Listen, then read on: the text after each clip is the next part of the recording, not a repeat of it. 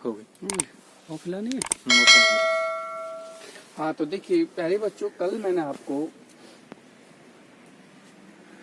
विधानसभा की शक्ति अथवा कार्य, विधानसभा की क्या क्या शक्तियां हैं राज्य के अंदर संवैधानिक दृष्टि से और क्या क्या कार्य हैं।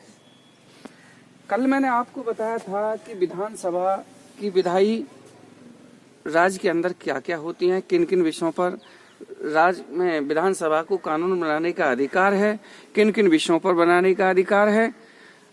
ये कल मैंने आपका टॉपिक समाप्त कर दिया था, लेकिन आज पॉइंट नंबर 2 पर मैं आपको लेकर के चलता हूं कि विधानसभा की शक्तियां अथवा कार्य। पॉइंट नंबर 2 पर मैं लेकर के चलता हूं कि वित्तीय शक्तियां, विधानसभा के अंदर विधानसभा की क्या क्या वित्तीय शक्तियां हैं। तो पॉइंट नंबर 1 पर मैं आपको लेकर के चलता हूं। पॉइंट नंबर 1, विधानसभा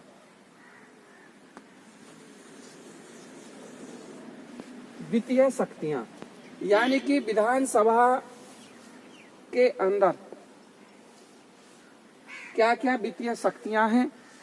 तो देखिए विधानसभा को अनेक प्रकार से वित्तीय शक्तियां प्राप्त हैं और कोई भी धन विधेयक है, धन विधेयक केवल विधानसभा में ही प्रस्तुत किया जाता है। विधानसभा में ही प्रस्तुत करने का धन विधेयक को अधिकार है। कोई भी धन विधेयक है उसे धन विधेयक को विधानसभा में ही प्रस्तुत करने का अधिकार है। विधान परिषद में कोई भी वित्त विधेयक प्रस्तुत नहीं किया जाता है, विधानसभा में ही धन विधेयक प्रस्तुत किया जाता है।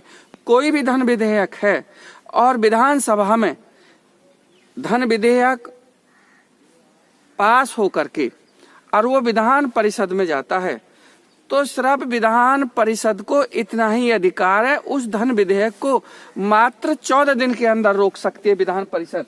देखिए जैसे कि कोई भी कानून है ये विधानसभा के अंदर बना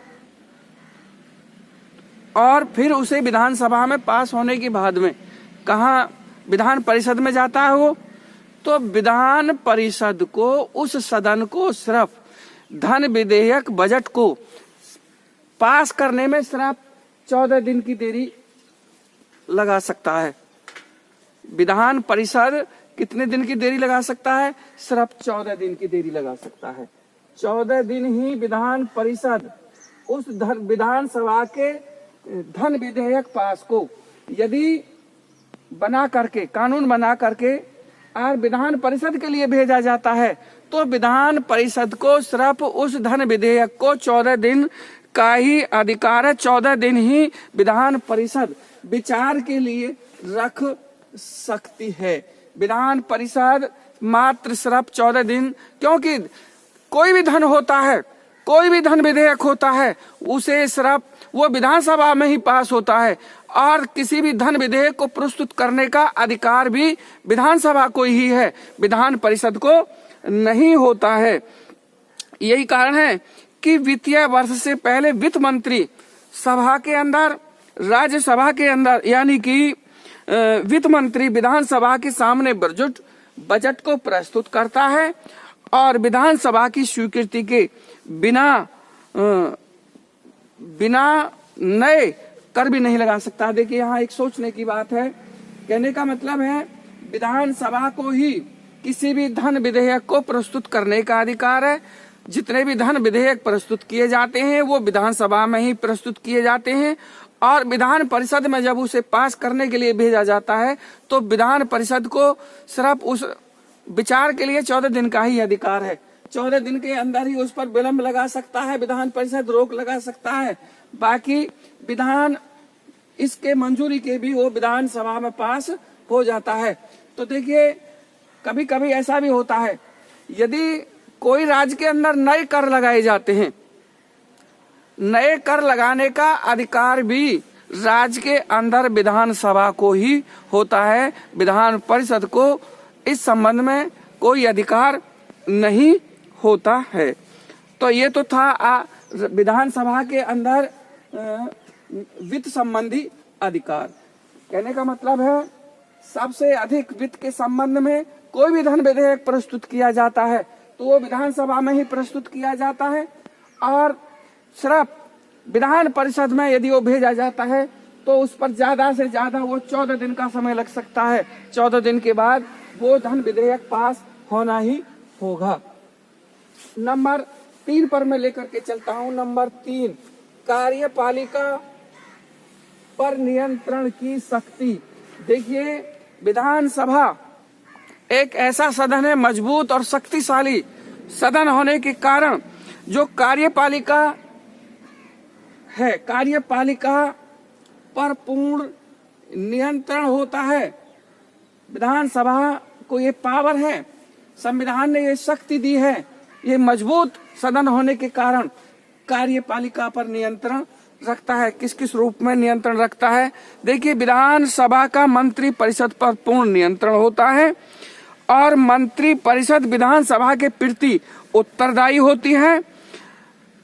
विधानसभा के सदस्यों से, मंत्रियों से प्रश्न तथा पूरक प्रश्न पूछने का अधिकार है, और साथ ही इसका अर्थ यह भी है कि मंत्री परिषद तभी तक अस्तित्व में रह सकती है कि जब तक विधानसभा का अस्तित्व होता है, यानी कि जब मंत्री परिषद भी अस्तित्व में तब तक रह सकती है कि जब तक विधानसभा के अंदर एक समर्थन है, मजबूत समर्थन है, अस्तित्व में रह सके, जब तक कि उसे विधानसभा में बहुमत प्राप्त होता है। और जब विधानसभा से बहुमत समाप्त हो जाता है तो उसी समय मंत्री परिषद भी अविश्वास में आ जाती है।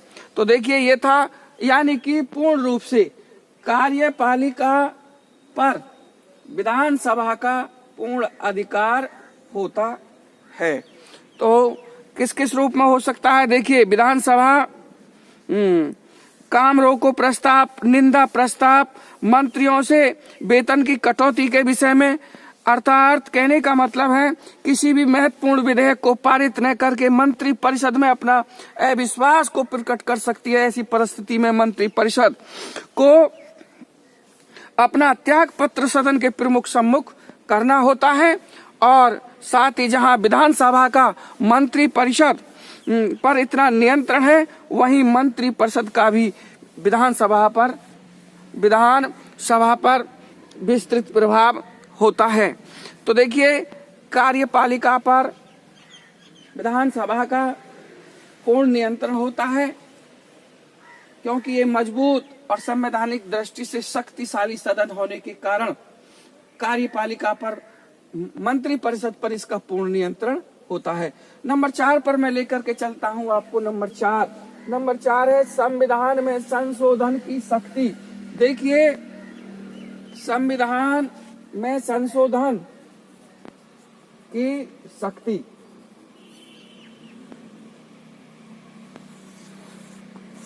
संविधान में संशोधन की शक्ति। देखिए, विधानसभा को संविधान के अंदर संशोधन करने की भी शक्ति है।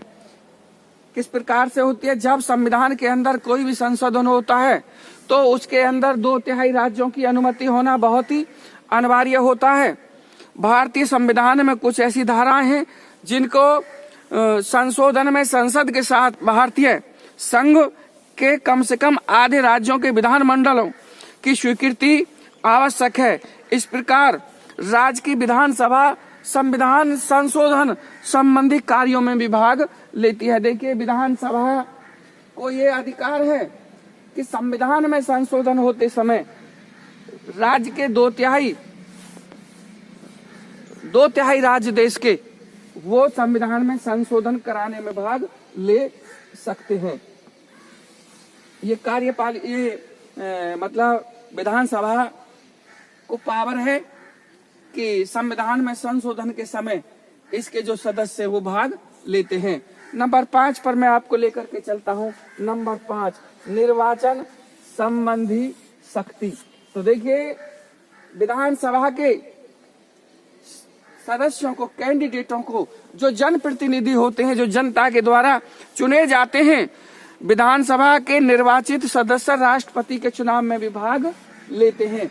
देखिए, राज्य के जितने भी निर्वाचित सदस्य होते हैं वो राष्ट्रपति के निर्वाचन में भाग लेने की भी शक्ति रखते हैं। राष्ट्रपति के चुनाव में ये विधानसभा के सदस्य, निर्वाचित सदस्य राष्ट्रपति के चुनाव में भी भागीदारी निभाते हैं, भाग लेते हैं।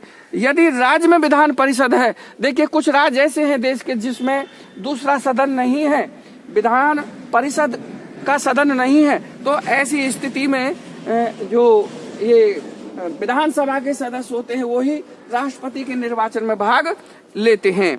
तो देखिए मेरा कहने का मतलब है उसके राज्य में यदि विधान परिषद है तो उसके सदस्य का निर्वाचन विधानसभा के सदस्यों द्वारा ही किया जाता है। इसके अतिरिक्त यदि विधानसभा के किसी भी सदन में राज्यसभा के सदस्य का निर्वाचन भी करते हैं। देखिए जितने भी निर्वाचित सदस्य होते हैं विधान परिषद के कैंडिडेटों का भी निर्वाचन करते हैं। तो देखिए इस संबंध में मैं आपसे यही बताना चाहता हूं कि वास्तव में ही विधानसभा को संवैधानिक दृष्टि से बहुत ही व्यापक शक्तियां दी हैं। अर्थात कहने का मतलब है उपर्युक्त शीर्षकों के आधार पर हम यह स्पष्ट कर सकते हैं कि वास्तव में ही यह एक शक्तिशाली सदन है। विधि निर्माण के लिए भी एक सर्वोपरि सदन है, कानून बनाने के संबंध में भी एक ये सर्वोपरि और शक्तिशाली सदन है। राज्य की संवैधानिक दृष्टि के अनुसार उसका पूर्ण नियंत्रण होता है मंत्रिपरिषद तथा उसके विश्वास पर्यंत पद पर, उसके विश्वास जितने भी पद होते हैं उसके विश्वास के रूप ही वो अपने पद पर बने रहते हैं। अर्थात कहने का मतलब है विधानसभा के अंदर, विधानसभा राज्य के अंदर वास्तव में ही एक बहुत मजबूत और शक्तिशाली सदन है। यही उसकी एक बहुत व्यापक शक्तियां और उसके कार्य हैं। शेष कल जब मैं आपको बताऊंगा तो राज्य की विधानसभा और उसका विधानसभा का राज्य की मंत्रिपरिषद से उसका क्या संबंध है, आपस में दोनों सदनों में आपस में क्या तालमेल है। दोनों सदनों में आपको मैं कंपेयर करके भी बताऊंगा कि कौन सा मजबूत सदन है, कौन सा निचला सदन है, कौन सा ऊपरला सदन है, उच्च सदन कौन सा है और निम्न सदन कौन सा है। इस संबंध में कल मैं आपको बताऊंगा। आज सिर्फ इतना ही रहेगा। जय हिंद, जय भारत।